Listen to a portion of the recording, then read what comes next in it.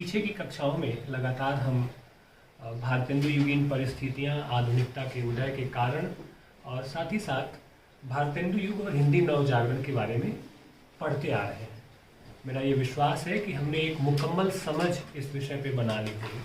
आपको ये लग रहा होगा कि फिर ये बात मैं कहाँ से लेके आ गया, रीतिकाल के पतन के कारण। बात तो अब भारतेंदु युग की साहित्यिक प्रवृत्तियों पे होनी थी, होनी भी, अभी करूँगा भी, लेकिन ये बात कहाँ से आ रही है। तो अब जब आप आधुनिकता के आगमन की परिस्थितियों को जान चुके हैं, भारतेंदु युग और हिंदी नवजागरण की परिस्थितियों को जान चुके हैं, तब यह जानना आपके लिए बहुत आसान और सरल हो जाएगा कि रीतिकाल का पतन हुआ क्यों था, रीतिकाल समाप्त कैसे हो गया।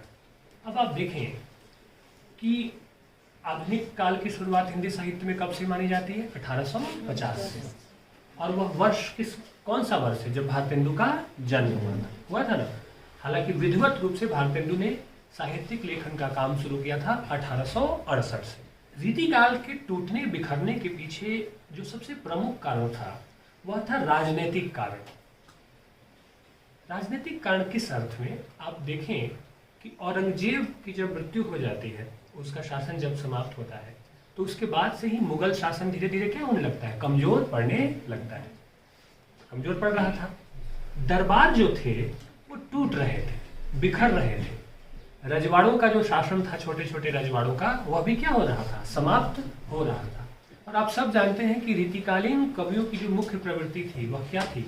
दरबारों में रहकर अपने आश्रयदाता राजाओं का क्या करना? गुणगान करना, नायिका के सौंदर्य का वर्णन करना, नक्शिक वर्णन करना, संस्कृत के जो काव्य शास्त्रीय नियम है उन नियमों को ध्यान में रखकर पांडित्यपूर्ण चमत्कार प्रदर्शन करना। तो जाहिर सी बात है कि जब दरबार नहीं रहे, जब दरबार टूटने लगे, तो वह माहौल क्या होने लगा? कवियों के हाथ से जाने लगा। क्योंकि सुनाते कविता कहाँ थे? राजाओं के दरबार में। तो जब दरबार ही नहीं रहे, जब दरबार ही टूट रहे थे, तो जाहिर सी बात है रीतिकाल का साहित्य, जो कि दरबारों में पलने बढ़ने वाला जो साहित्य था, वह साहित्य धीरे धीरे क्या होने लगा? गिरने लगा। यह भी आप जानते हैं कि 18वीं शताब्दी के उत्तरार्ध में ईस्ट इंडिया कंपनी का शासन और अधिक तेजी से भारत पे बढ़ने लगा था, और अंग्रेजी शासन को इस तरह की दरबारी कविताओं से ज्यादा कुछ लेना देना नहीं था। उनका सारा ध्यान किस पर था? उनका सारा ध्यान यहाँ अपनी हुकूमत जमाने पर था, यहाँ अपने धर्म का प्रचार प्रसार करने पे था, और यहाँ साथ ही साथ भारत को हर एक तरीके से अपने कब्जे में लेने की पूरी उनकी योजना थी। तो ऐसे में आप देखें कि एक बड़ा कारण तो यह हुआ कि जो राजनीतिक परिस्थितियां जो बदली, जिन परिस्थितियों में ईस्ट इंडिया कंपनी और अंग्रेजों का शासन धीरे धीरे भारत पे बढ़ने लगा और दरबार टूटने लगे, इस परिस्थिति के कारण रीतिकाल समाप्त हुआ या उसका पतन हुआ, यह एक बड़ी बात है, प्रमुख कारण है। दूसरा प्रमुख कारण क्या है? दूसरा प्रमुख कारण, आप नवजागरण की स्थिति के बारे में आप जान रहे हैं कि जब अंग्रेज आए तो उनके आगमन के साथ साथ जो नई शिक्षा पद्धति आई, जो वैज्ञानिक सोच आया, जो आधुनिक चिंतन आया, जो तार्किकता आई, उस तार्किकता ने समाज की परिस्थितियों को बहुत प्रभावित किया। लोगों में जागरूकता आई। अब लोगों की रुचि का विषय या समाज की जो रुचि थी वह इस बात में नहीं थी कि समाज क्या करे, बैठकर कविता सुने। अब समाज की रुचि इस बात में थी कि जो सामाजिक विषमताएं व्याप्त हैं, चाहे वह धार्मिक विषमता हो, छुआछूत जैसी बात हो, जाति प्रथा जैसी बात हो, महिलाओं के संबंध में जो समाज की खराब स्थिति है, जिसमें कि विधवा विवाह न होना, सती प्रथा करना, ठीक है, स्त्रियों को शिक्षा से वंचित रखना, इन तमाम सारे विषयों पर एक नई बहस क्या हो गई? शुरू हो गई।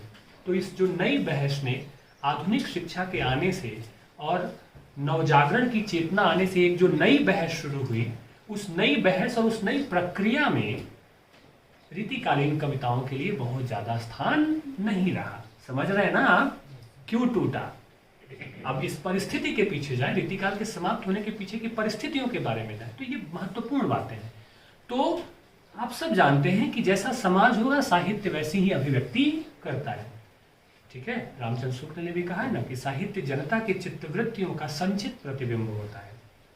समाज बदल रहा था, लोगों की आवश्यकताएं बदल रही थी, लोगों के चिंतन के विषय बदल रहे थे, जाहिर सी बात है उस बदले हुए परिवेश में रीतिकालीन श्रृंगारिक कविताओं के लिए कोई जगह नहीं थी। दूसरा बड़ा कारण था नवजागरण की चेतना का आना, और उसने भी एक बड़ी भूमिका निभाई रीतिकाल के पतन में। ठीक है बच्चे। तीसरी बात, आप सब जानते हैं कि पुर्तगालियों को यह श्रेय तो दिया जाता है कि भारत में प्रिंटिंग प्रेस वे लेकर के आए थे, लेकिन अंग्रेजों ने भी भारत के कई सारे स्थानों पर छापे खाने क्या किए, स्थापित किए, और पत्र पत्रिकाएं धीरे धीरे प्रकाशित होने लगी। ठीक है, तो ऐसे में जब पत्र पत्रिकाएं प्रकाशित होने लगी तो बहुत से भारत के सामाजिक चिंतक, साहित्यकार और लेखक, उन्होंने लोगों को जागरूक करने के लिए पत्र पत्रिकाओं में लेख लिखना शुरू कर दिया, निबंध का प्रकाशन शुरू हो गया। और ये सारे प्रकाशन किस भाषा में हो रहे थे? यह भाषा थी खड़ी बोली हिंदी। गद्य का आगमन रीतिकाल की समाप्ति के साथ साथ आप देखें तो धीरे धीरे गद्य का आगमन भी शुरू हो गया था। और जाहिर सी बात है, समाज को, जनता को जागरूक करना है तो आम बोलचाल की जो भाषा होगी, गद्य की भाषा जो होती है, वह ज्यादा प्रभावी होती है। अगर किसी को समझाना हो कि आप नशा ना करें, नशा खराब चीज है, तो नशा के ऊपर कविता सुनाने से ज्यादा अच्छा है कि आप सामान्य बोलचाल की भाषा में उसे यह बताएं कि नशा के क्या नुकसान है। इस दौर में जब नवजागरण की चेतना आई, प्रिंटिंग प्रेस के आने से अखबार और पत्र पत्रिकाएं निकलने लगी, तो गद्य की भाषा विकसित होने लगी। और खड़ी बोली हिंदी की जो गद्य भाषा थी, उसके विकास ने भी रीतिकाल को रोका। रीतिकाल को कहीं ना कहीं समाप्त करने में उसकी भी बड़ी भूमिका रही, क्योंकि आप सब जानते हैं कि रीतिकाल तक का जो साहित्य है वह क्या है? पद्य साहित्य है। ब्रज भाषा में लिखा गया पद्य साहित्य है। तो इस तरह की जो तीन महत्वपूर्ण बातें हैं, राजनीतिक परिस्थिति, ठीक है, जिसमें कि दरबार टूट रहे थे, ईस्ट इंडिया कंपनी का शिकंजा धीरे धीरे मजबूत होता जा रहा था, अंग्रेजी हुकूमत मजबूत होती जा रही थी। दूसरा, आधुनिकता, नवजागरण की चेतना का आगमन, अंग्रेजों के आने से जो सामाजिक परिवर्तन की बहस शुरू हो गई थी पूरे देश में, और भारत के भी कई सारे समाज सुधारक उसमें क्या कर रहे थे, कूद चुके थे। आप बात हो चुकी है इस बारे में, राजा राम मोहन राय, केशव चंद्र सेन, ठीक है, स्वामी दयानंद सरस्वती, विवेकानंद, रामकृष्ण परमहंस, तमाम सारे लोग जो समाज सुधारों और सामाजिक आंदोलनों को क्या कर रहे थे, उत्साहित कर रहे थे, प्रोत्साहित कर रहे थे। तो दूसरी स्थिति नवजागरण के आगमन से, ठीक है, रीतिकाल पर ध्यान जाना समाप्त हुआ, लोगों की आवश्यकताएं बदली, चिंतन का विषय बदल गया। और तीसरी बात कि प्रिंटिंग प्रेस और पत्र पत्रिकाओं के आने से गद्य की बातचीत शुरू हो जाती है, गद्य में लिखना पढ़ना शुरू हो गया। इन कारणों से रीतिकाल का पतन हुआ और रीतिकाल समाप्त हुआ और फिर आधुनिक काल का आगमन हुआ। हालांकि आप देखेंगे कि रीतिकाल की कुछ प्रवृत्तियां भारतेंदु युग में भी दिखाई देती हैं, ठीक है। ये प्रवाह, इसका प्रभाव जो था रीतिकाल के साहित्य का प्रभाव, या जो मिजाज कहते हैं साहित्य का मिजाज, तो रीतिकालीन साहित्य का मिजाज भारतेंदु युग और आगे के रचनाकारों पर भी देखने को मिलता है।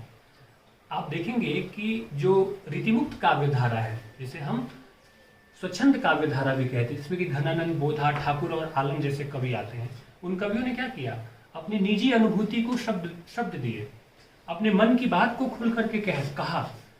तो आप देखें कि छायावाद का कवि भी वही कह रहा है, जिसमें वैयक्तिक चेतना है, सौंदर्य चेतना है, अपने मन की बात को हूबहू वह कह रहा है।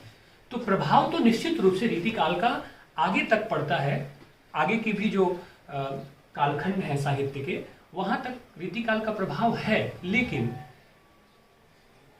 राजनीतिक परिवर्तन, प्रिंटिंग प्रेस के आविष्कार, नवजागरण की चेतना और आधुनिक सोच और वैज्ञानिक चिंतन ने कहीं ना कहीं रीतिकाल की जड़ों को उखाड़ दिया और इसे समाप्त होना ही था। ये बात और है कि इसकी प्रवृत्ति आगे तक दिखाई दे रही थी। और गद्य के आगमन, खड़ी बोली हिंदी के आगमन से, जिसमें कि गद्य लिखा जा रहा था, इन सब परिस्थितियों ने कहीं ना कहीं रीतिकाल की जड़ों को हिला दिया और इसे समाप्त होना ही था और रीतिकाल का समापन हो गया या रीतिकाल का पतन हो गया।